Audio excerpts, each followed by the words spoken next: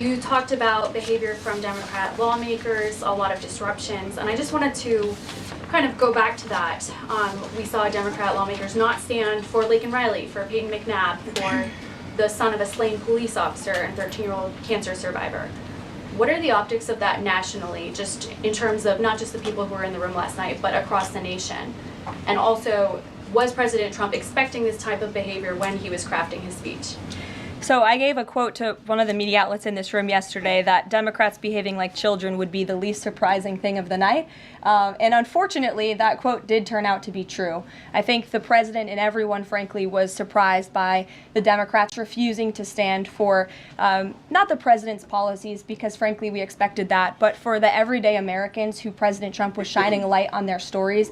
Mark Fogel, for instance, an American school teacher who was detained by the Russians. President Trump freed him. If Joe Biden had done that, they all would have been on their feet, but because of it came from President Trump, they weren't. So we think it's very sad, but we're very proud of the president today. And the American people are the people that this president cares about most, and the reviews are in, and everybody loved his speech. Thank you. And then on Maine, we know that the governor of Maine has really pushed back against the president's executive order saying that boys should not be in girls' sports. I spoke with a lawmaker from Maine this morning who told me she'd been censured by state lawmakers for calling a man and speaking up on this. What is the next move for the White House in this battle to protect the integrity of women's sports? Yeah, well, the Department of Education has sued the state of Maine. As you know, there's ongoing litigation. The president has made a commitment to ensure that states are being held accountable if they continue to allow men in women's sports, which he believes is an egregious violation of taxpayer dollars. And so that fight continues, and the president won't back down. Again, this is a common sense policy. 80% of the American people, including more than 60% of Democrats, do not want men in women's sports. So the president will stand by this commitment. Sure, Monica. Thank you, Caroline. You mentioned not one Democrat senator voted to protect women's sports from males. Not one Democrat congressman or congresswoman stood to applaud or support protecting women's spaces and sports at the president's joint session to Congress last night, as you articulately mentioned at the beginning. So I'm wondering, what message is that sending to not only young women who are competing in these sports across the country, but also to the parents of these young girls? Yeah. I think the message that Americans should take away from last night is that they have a president in the Oval Office who is committed to doing what's right for them, especially women and girls across the country. And I think it's very ironic, thank you for bringing up the point about women, that Democrat women were wearing pink to support our fellow females, yet they couldn't stand, again, for a young woman who was almost killed and severely injured by a man on the volleyball court.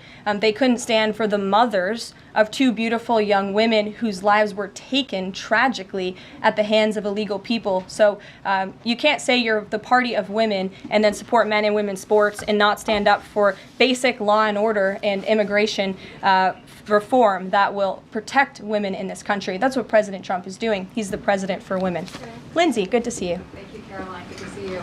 So, speaking of tariffs, China said yesterday that they're ready for any kind of war with the U.S. Because of these tariffs that have been placed on them. And a Chinese spokesperson also said that the tariffs would not lead to a resolution of U.S. concerns about fentanyl originating in China. Can you speak to how the administration is planning on responding to that? Well, I think Secretary Hegseth has responded to that this morning. He said that America will always be prepared to defend itself, especially under the leadership of this president in the Oval Office. And that certainly remains true. Again, when it comes to tariffs, the president has been very tough on China, not just now with 20% and more with the reciprocal tariffs that will hit on April 2nd. But look at what he did in his first term. There were billions of dollars worth of tariffs that he implemented on China. And it's quite telling that the previous administration did not rescind those tariffs because they realized the value that they had in not only deterring China, but also raising revenue here in the United States. Rachel. Thanks, Caroline. Just a quick follow-up, two quick follow-ups on tariffs. The president mentioned a little disturbance during his remarks yesterday. The CEO of Target says that consumers will likely see prices go up on everything from strawberries to bananas to avocados. How long should Americans expect to pay higher prices? Are we talking a week, a couple of days, a few months?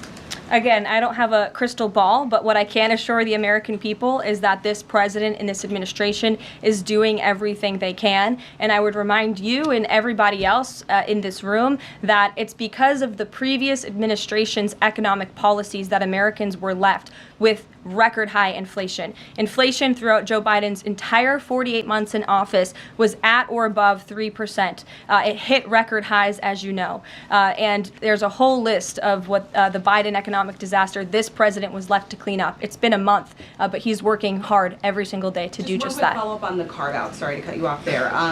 The U.S. imported $43 million worth of eggs from Canada. I know you mentioned some of the exemptions when it comes to automakers.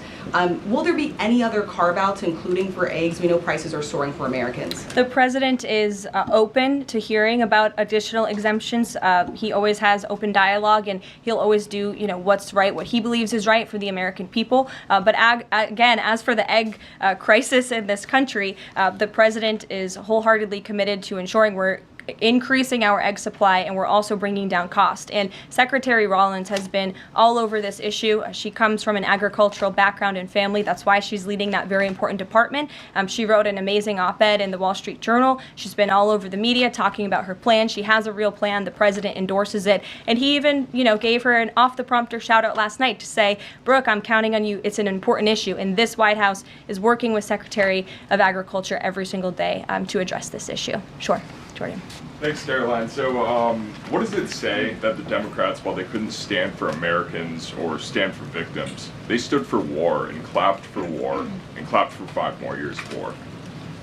Yeah, the president addressed that last night, I think, when he called out Senator Elizabeth Warren and said that, again, as I said in my opening speech, very telling that the Democrats refused to clap for American people and American interests and American priorities, but they did clap for the country of Ukraine, which, by the way, the president's working very hard to end that war. So Democrats should be applauding him for actually doing something about it. Follow up on that if I can.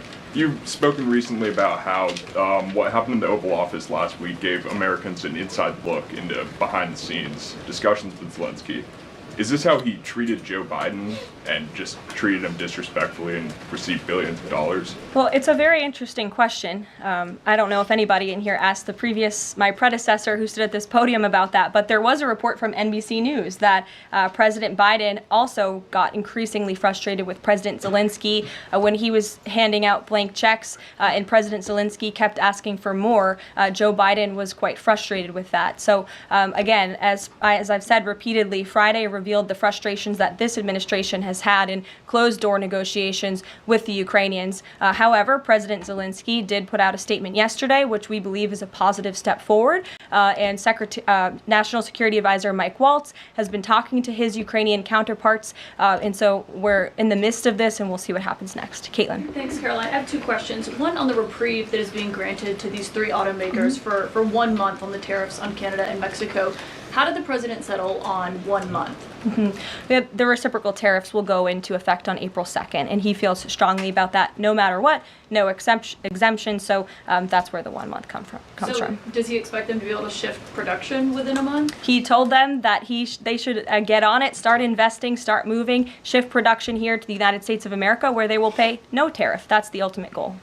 And on the conversations between the White House and the Ukrainians and the letter that President Trump revealed last night that he got from President Zelensky, Director Ratcliffe said today that the president has paused also intelligence sharing with Ukraine. Is that temporary or is that permanent?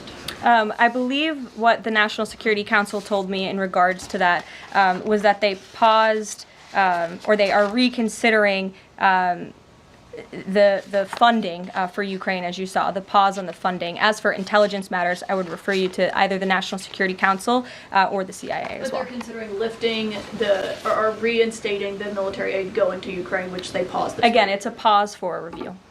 Follow up on that. Sure. The president read parts of the letter that he received last night from President Zelensky. Can you give us a sense of when President Trump now plans to sign that minerals deal after receiving that letter? Those talks are happening as we speak. I just saw the National Security Advisor. He's working very hard on it. I believe he was going into the Oval Office to give the president an update on where this stands. But again, the president is committed to a peace deal. He wants to see this war end. And I think that President Zelensky's message, which he also shared on X as well, is a positive sign in the right direction.